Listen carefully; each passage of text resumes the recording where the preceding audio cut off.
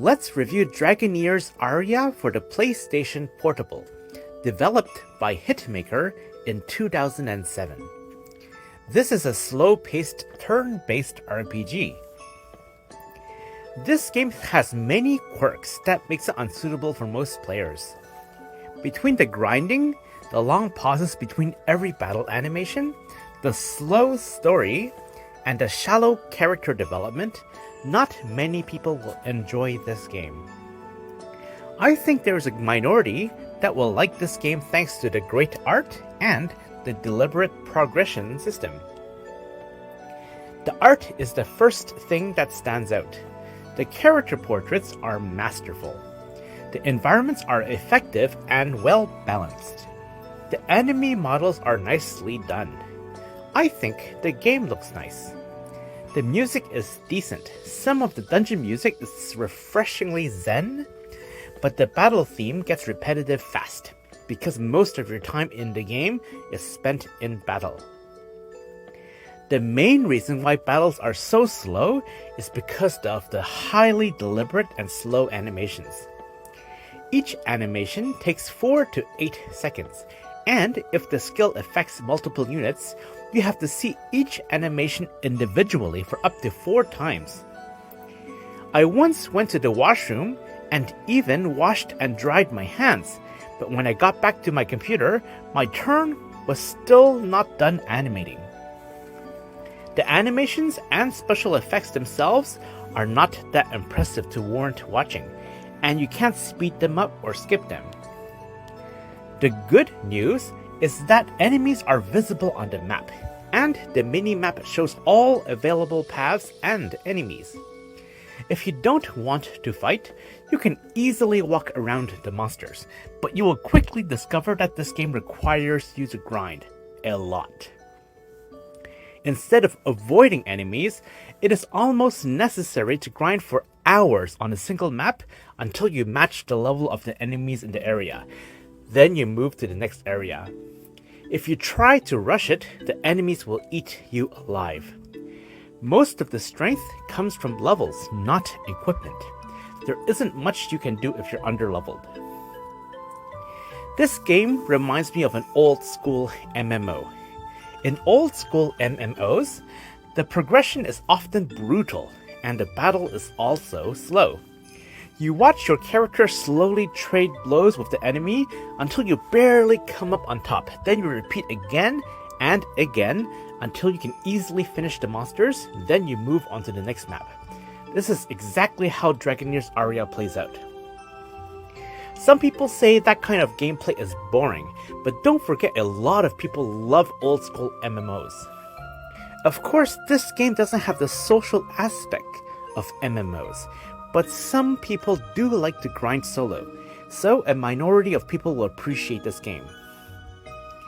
Monster models are rarely reused between areas, but they are reused aggressively within the same map.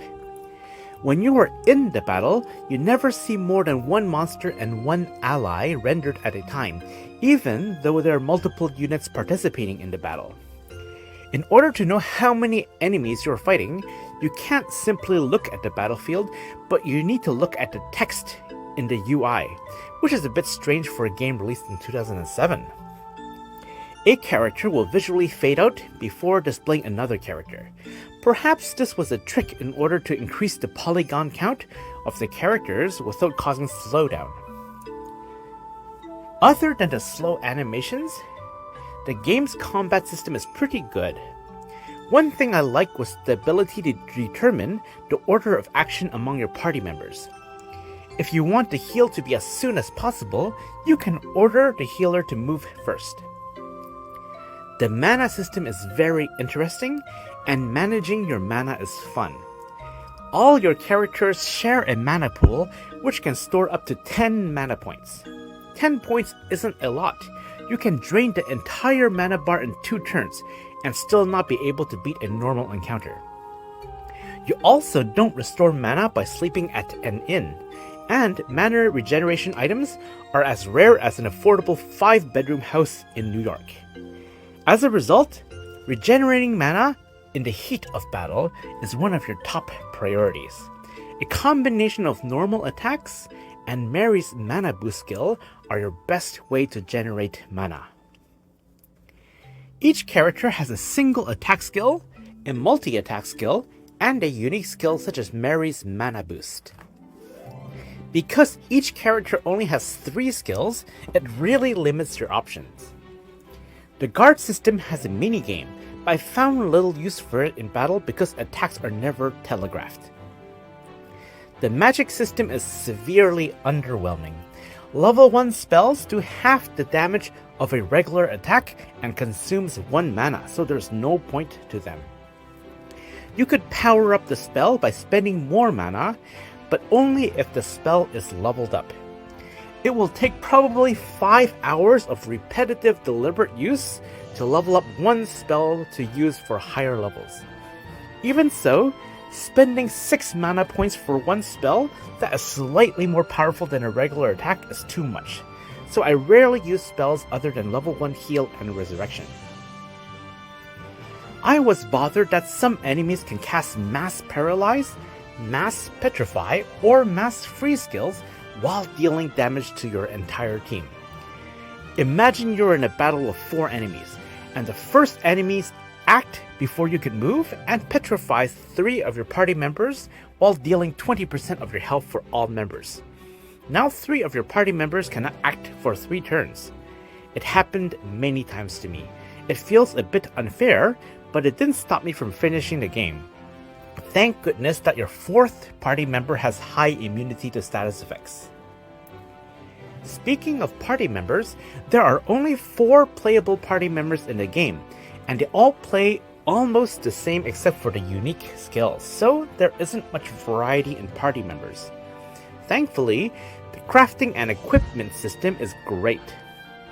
Old equipment can be forged into higher gear, and you get a variety of different equipment of the same level to choose from. The upgrade system seems complex yet predictable, which is great to sink your teeth into. There are literally hundreds of weapons to choose from, and that's only talking about weapons. The story starts off slow. There are mandatory cutscenes, but the animations are stiff and awkward, like if they were moving underwater. I assume the animation isn't motion captured because people don't move like that. It doesn't help that if you put the voice language to English, the lip sync is off, which breaks the immersion.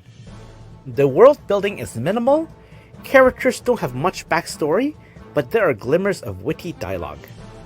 If you're playing this game for the plot, then this isn't the game for you. It's easy to not know what to do to progress the story. The game will give you vague hints during cutscenes. After that, there are no markers or reminders. It's up to you to explore.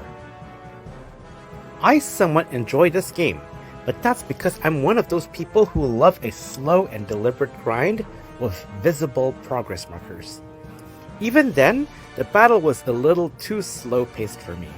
If you want to see me play through this game, please see the playlist in the description below. Thanks for watching and happy gaming!